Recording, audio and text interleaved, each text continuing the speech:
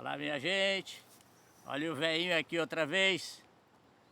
Hoje a nossa reflexão, o objetivo é o seguinte.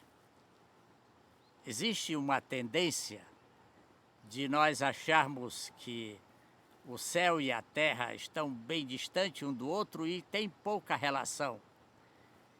E a mesma coisa com Deus, pouca relação de Deus conosco.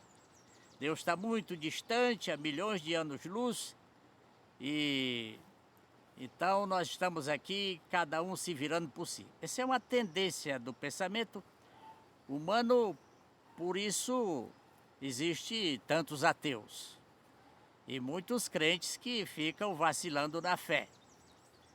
Eu vou utilizar algumas passagens da Bíblia para mostrar que essa relação entre o homem e Deus é uma relação muito estreita, inclusive uma relação de família, e que a terra é uma extensão do céu. A primeira passagem que eu quero citar é Romanos 8, verso 26. Romanos 8, 26 é aquela passagem muito conhecida que diz que o Espírito intercede com gemidos inexprimíveis. Para nós, às vezes, é um pouco difícil, porque gemido dá a ideia de que alguém que está sentindo uma grande dor, e então o gemido é aquela coisa antes do grito, né? Primeiro a gente geme muito. Pois bem, isso aqui é uma ênfase que Paulo quis dar, uma maneira exagerada de falar, alguns mais chiques aí chamam de hipérbole, né? Dá essa ênfase do amor de Deus. Isso que foi a intenção de Paulo. Tanto é que eu vou logo apresentar uma outra passagem que é Jeremias, capítulo 2 e o verso 9.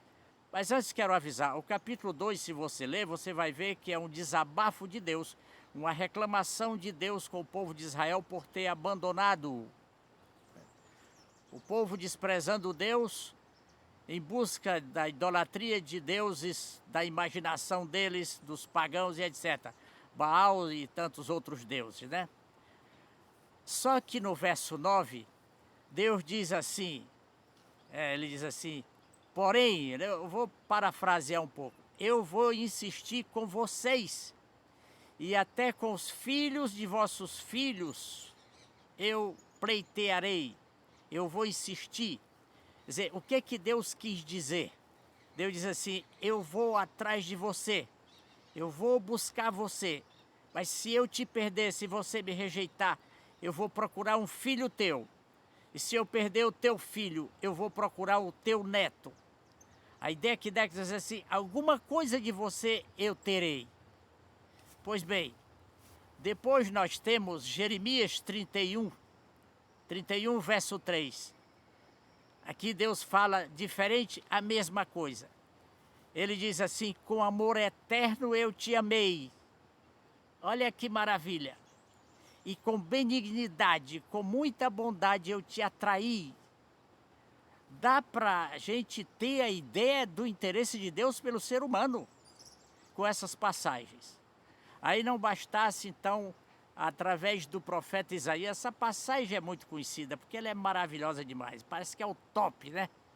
É Isaías 49, o verso 15 e o verso 16. Eu até decidi ler aqui essa passagem, geralmente eu sei de cor, e eu sei essa aqui, mas eu vou ler para não perder nenhuma vírgula. No verso 15, Deus diz assim, nessa tradução aqui, é Nova Versão Internacional. Haverá mãe que possa esquecer seu bebê que ainda mama e não ter compaixão do filho que gerou? Aí o verso 16. Não, aí ele continua assim, ele fala aqui, do filho que gerou, embora ela esqueça do filho que gerou, eu não me esquecerei de você. Porque aqui na Terra, o amor assim mais parecido com o amor de Deus, na verdade é amor de mãe, né? Quem nunca viu uma galinha defendendo seus pintinhos, enfrenta gavião, cachorro, qualquer bicho ela enfrenta, nem que morra. Então, é por isso que Jesus falou assim, que tentou várias vezes, né? Agasalhar o povo como galinha agasalha os seus pintinhos, e por aí vai. Mas vamos lá, o nosso verso aqui, o verso 16. 16. É maravilhoso isso aqui, diz assim: veja, eu gravei você nas minhas mãos.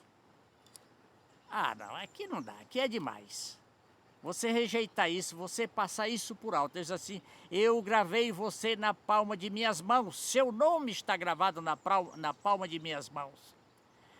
Olha, quando Deus restaurar toda a terra, todas as coisas, não ficará nenhuma mancha do pecado. Mas as marcas nas mãos de Jesus, no seu peito, nos seus pés, essas ficarão por toda a eternidade, porque são nessas marcas que estarão gravados o meu nome e o seu por toda a eternidade. Isso é maravilhoso demais, meus irmãos, meus amigos. Nós não podemos esquecer, nós não podemos deixar de meditar nisso cada instante. Eu quero fazer um resumo aqui bem rápido de um detalhe da história do profeta Elias, naquele contexto ali de quando ele promoveu a matança dos profetas de Baal, aqueles 3 anos e meio sem chuva.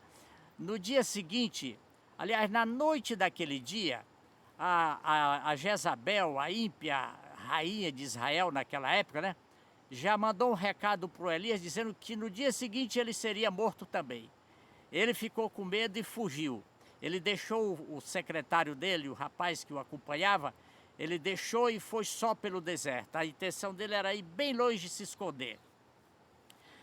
Ele anda durante o dia e, num momento de grande exaustão e fome e sede, ele se depara com uma sombra de um pequeno arbusto, a característica dali do exército. Algumas traduções chamam de zimbro, uma pequena árvore. Ele deitou ali e dormiu. Enquanto ele dorme, ele estava deprimido, inclusive ele estava querendo morrer, ele estava mais querendo morrer do que viver, por causa da decepção, do medo, do sofrimento, de todo o estresse que ele já vinha sofrendo. De repente aparece ali do lado dele um sujeito com um pão assado na brasa e uma botija de água. Estou contando isso aqui para enfatizar essa relação que existe entre Deus e o homem, o cuidado de Deus com o homem, essa relação entre o céu e a terra, que nós temos que cuidar disso, para não esquecer e meditar disso a cada instante. Era o anjo do Senhor. Aí eu imagino, o anjo chegou ali, a princípio ele não devia saber que era um anjo, né? Deus gosta de fazer esse tipo assim de surpresa. Então eu imagino o anjo batendo suavemente no ombro dele e chamando Elias, Elias, Elias, até que ele acordou. Provavelmente ele acordou de um susto, com medo, achando que tinha acabado de ser encontrado por um oficial lá da rainha, né? Pois bem, aí o anjo disse: você coma um pouco desse pão e beba também dessa água. Ele comeu bastante, bebeu água, tornou a dormir. O sono da depressão, o sono da digestão, que juntou tudo, e o homem dormiu de novo. Daqui a pouco o anjo volta, provavelmente ficou ali do lado, vigiando, né? Aí ele já tinha acordado, aqui é a minha imaginação. E o anjo diz assim: coma o resto do pão, beba toda essa água. E a história resumida: Elias viajou 40 dias e 40 noites até o Monte Horebe, é o mesmo Monte Sinai, o Monte de Deus. A distância dali, onde ele estava em linha reta até o Monte Sinai, por volta de 400 quilômetros. Pois bem, eu fiz questão de apresentar isso aqui para nós iniciarmos o sábado com essa convicção da relação de Deus conosco, do cuidado de Deus. E outro detalhe muito importante que nos ensina: mesmo o homem sendo servo de Deus, obediente a Deus, andando nos seus caminhos, ele não está isento de sofrer depressão, sofrer angústia, sofrer medo, sair correndo a se esconder. Tudo isso pode acontecer na vida de um crente. Temos que estar preparados para essa prova. Portanto, que Deus nos abençoe, abençoe nossas famílias, nos dê um bom sono dessa sexta-feira, que já é sábado para os adventistas, para os judeus, de acordo com a Bíblia. E quem não for adventista nem judeu, não faz diferença. Que você e sua família seja muito feliz e próspero. Um abraço bem forte e até o próximo vídeo. Agora, não esqueça que o justo viverá pela fé. E também não esqueça de dar o like e divulgar esse vídeo o máximo que você puder. Vamos nós!